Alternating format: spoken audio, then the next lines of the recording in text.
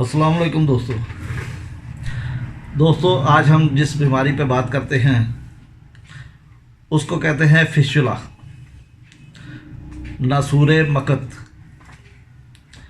दोस्तों ये एक ऐसी बीमारी है कि जो एनस के 1 इंच या 1.5 इंच के किसी भी तरफ ये हो सकती है। यहाँ एक जख्म बन जाता है और जब जख्म का मुंह बंद होता है तो फिर इस पे पीप पड़ना शुरू हो जाती है और एक फोड़ा बन जाता है।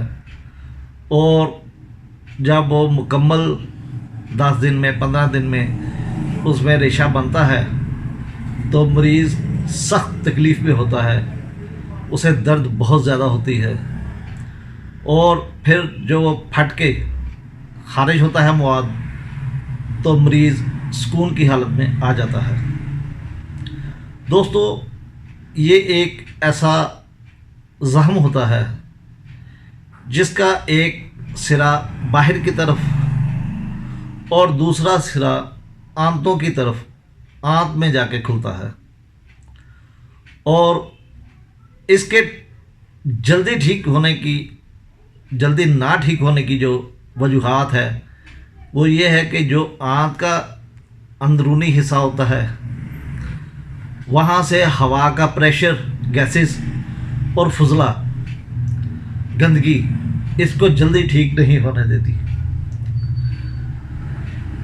ये कभी बनता है, फट जाता है, मरीज़ सुकून की हालत में आ जाता है और इसे शलवार में अक्सर दाग लगा रहता है रेशे की वजह से, लेकिन चलने में, बैठने में और हर वक्त दर्द इसे शदीद दर्द होती है, यानी कि इसके साथ वो सुकून की हालत में बैठ नहीं सकता। तो इसका हम कुछ वजूहात हैं जिनकी वजह से ये बीमारी होती है। फुजला और गैस का दबाव ये जल्द को ठीक नहीं होने देता और ये मुद्दतों तक ऐसे ही रहता है। हाजमे की खराबी, अगर निज़ाम हज़ाम में खराबी हो तो फिर भी इसे ठीक होने में देर लगती है। बवासीर, मकत के मामूली जख्म और दीगर मकत के ऐसे अमराज जो कि इस को नसूर में तब्दील कर देते हैं, यानी कि मरीज़ की शफा के रास्ते में रुकावट डालते हैं। दोस्तों इसका अगर हम होम्योपैथी इलाज करें, लेकिन इलाज से पहले हम इसकी चंद अलामात के जिनकी बिना पर हम कह सकते हैं कि ये मर्ज़ या मरीज़ इस मर्ज़ का शिकार हो चुका है, तो इसमें मुसलसल पीप का अखराज होना, खारिज होना, मरीज़ इंतहाई दर्द और तकलीफ़ की हालत में होना, नासूर से रिसने वाली नाली का दहाना, जैसे मैंने पहले बताया कि मकत के 1 से 1.5 इंच के गोलाई में कहीं भी हो सकता है, दाएं तरफ, बाएं तरफ, आगे पीछे कहीं भी हो सकता है। और नसूर के इर्द गिर्द की जगह में फटफड़ाहट होती है और वो जगह सख्त हो जाती है। अगर ये अलामात पाई जाएं तो हम ये कह सकते हैं कि अब मरीज़ को नासूर हो चुका है या फिस्टुला हो चुका है।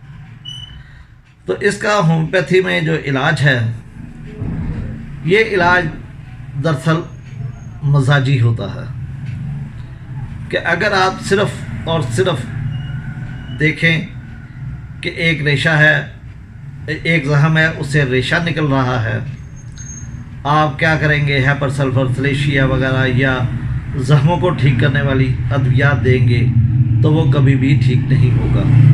हो सकता है कि 10 में से 1 या 100 में से 10 मरीज़ ठीक हो जाएं, लेकिन आप हर मरीज़ को शफा याब नहीं कर सकते। इसके लिए हमें मरीज़ की और अलामात चाहिए, उसकी साख्ती अलामात, उसकी जसामत, उसका रवैया।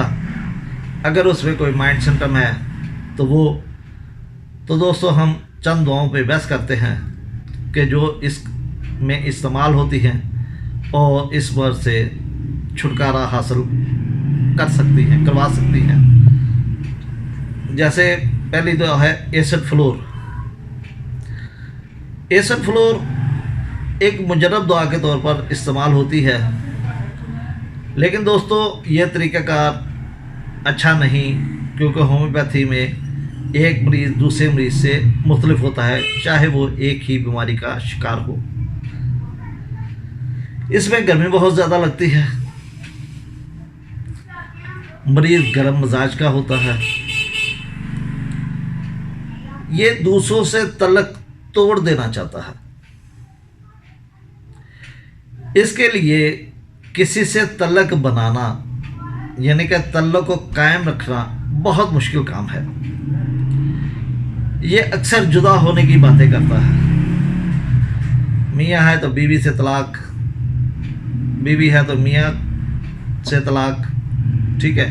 यानी कि वो एक तल्लक कायम नहीं रखना चाहता, बल्कि तल्लक से जान छुड़वाता है। इसी तरह के तरीके से इसकी चंद एक और अलामात, अगर मर्द है तो उसे ड्रॉपिंग का मसला हो सकता है, ठीक है, और ये फ्लर्ट करने वाला होता है ये मरीज़, और इसे शहवत के मसाइल हो सकते हैं, जिनसी ताकत के मसाइल हो सकते हैं। इसी तरीके से अगर हम बर्बरस विल्गरस का नाम लें या उसकी तरफ देखें तो मगज के आसपास कुतरने वाला शदीद दर्द होता है और जलन का एहसास पाया जाता है। मरीज़ को हर वक्त पहाना करने की ख्वाहिश होती है और पहाना बकरियों की मेंगनियों की तरह का आता है। दोस्तों, जैसे कि आप जानते हैं कि बर्बरस विल्गरस पेशाब की प्रॉब्लम के लिए एक बहुत मशहूर दुआ है। इसे कोई भी मसला हो, इसमें पेशाब की अलामात ज़रूर पाई जाती हैं, गुर्दे की अलामात इसमें ज़रूर पाई जाती हैं, और इसकी दर्दें ख़ास तौर पर खड़ा होने से आहिस्ता आहिस्ता बढ़ती हैं। यानी कि अगर मरीज़ को दर्द है तो जैसे ही खड़ा होगा आहिस्ता आहिस्ता वज़न बढ़ना शुरू होगा और दर्दें तेज़ हो जाएंगी। इन्हीं अलामात की बुनियाद पर हम फिशुला में बर्बरस विल्गरस को इस्तेमाल करते हैं या कर सकते हैं। ट्यूबरकुलिनियम, अगर ये मरीज़ की फैमिली हिस्ट्री में टीबी का कोई मसला हो या मरीज़ की साबका हिस्ट्री में कोई टीबी का मसला हो और टीबी के दबने की वजह से ये नासूर पैदा हुआ हो, तो हम ट्यूबरकुलिनियम देकर इसे शफायाब कर सकते हैं। क्योंकि जब मरीज़ के अंदर से ट्यूबरकल म्याज़म ख़त्म होगा तो ये ज़ख्म आहिस्ता आहिस्ता ठीक होना शुरू हो जाएगा। दोस्तों, वैसे तो कुछ इसे एज ए इंटरकरेंट रेमेडी के तौर पर भी इस्तेमाल करते हैं कि अगर इलाज करने से पहले इसे चंद दुआएं, चंद एक खुराक दे दी जाए तो इसका इलाज आसान हो जाता है। इसके बाद बारी आती है सलीशिया की। सलीशिया एक बहुत मशहूर दुआ है मकद के नसूर के लिए। इसमें पहाना सख्त होता है और मरीज़ जोर लगाता है, पहाना थोड़ा सा बाहर आता है और उसके बाद फिर अंदर चला जाता है जैसे ही मरीज़ का जोर ख़त्म होता है। मकद के आसपास कुतरने की तरह का दर्द होता है, मकद में इंतहाई खारिश पाई जाती है, जलन होती है और नासूर से मुसलसल रेशा बहता रहता है, मुसलसल पानी बहता रहता है। दोस्तों, जैसे कि आप जानते हैं कि सलेशिया एक सर्द दवा है, इसे सर्दी ज़्यादा लगती है, इसके पसीने से स्मेल आती है।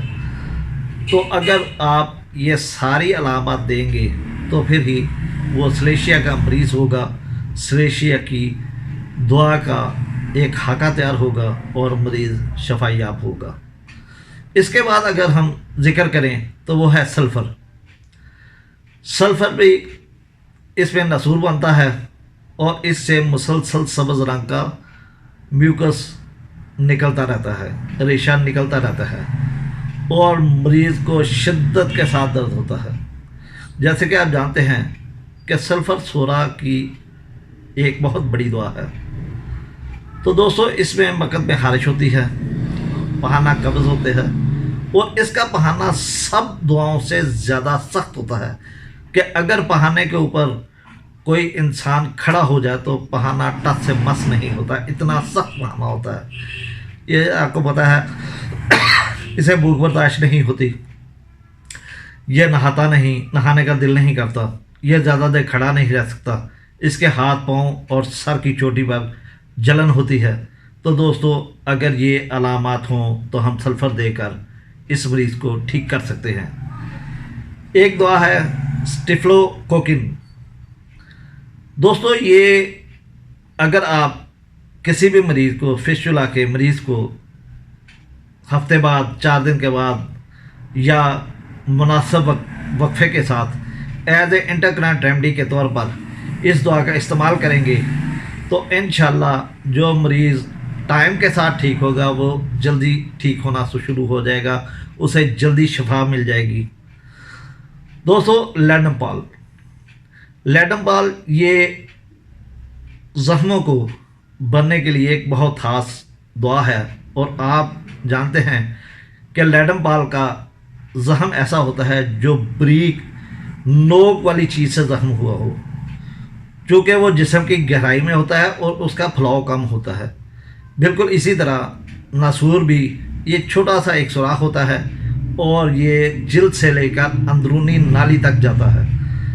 तो इसे ठंडा पानी लगने से, ठंडे पानी से हाथ पानी करने से इसे सुकून मिलता है।